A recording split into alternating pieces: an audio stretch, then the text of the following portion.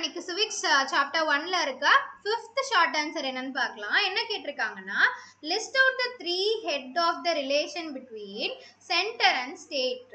So 3 head இருக்கு, centre and ஸ்டேட்டுக்கு என்னென்னு கேட்டிருக்காங்க. சென்டர் ஸ்டேட் ரிலேஷன்னா என்னன்னா, சென்டருக்கும் ஸ்டேட்டுக்கும் இருக்க ரிலேஷன்ஷிப்பை சென்டர் ஸ்டேட் ரிலேஷன் பாங்க. ஸோ சென்டர்லேருந்து ஸ்டேட்க்கு வர நிதி, அந்த மாதிரி எம்எல்ஏஸ், எம்பிஸ், அந்த மாதிரி நிறையா ரிலேஷன்ஸ் இருக்கும். ஸோ அது எல்லாமே சொல்கிறதா இந்த centre state relations.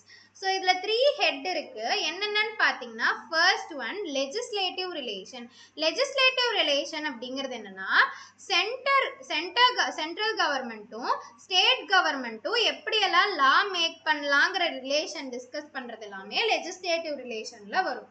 Administrative relation அப்படின்னா சென்டருக்கும் ஸ்டேட்டுக்கும் இருக்க அட்மினிஸ்ட்ரேட்டிவ் பவர், அதை தான் வந்து என்ன சொல்லுவாங்க அப்படின்னா அட்மினிஸ்ட்ரேட்டிவ் ரிலேஷன்ஸ். ஃபினான்ஷியல் ரிலேஷன் அப்படின்னா ஸ்டேட்டில் எவ்வளோ டாக்ஸஸ், மணி, அதே மாதிரி லஞ்சம் அதெல்லாமே எவ்வளோ கலெக்ட் பண்ணியிருக்காங்கன்னு சொல்லி ஃபினான்ஷியலாக அவங்க வந்து ஸ்டேட்டுக்கும் ஒரு சென்ட்ரலுக்கும் இருக்க ரிலேஷன் வந்து financial relation.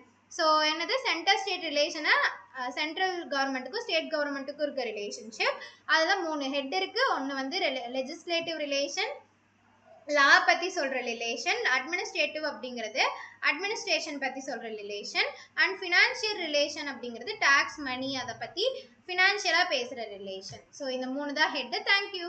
Hope you all understand.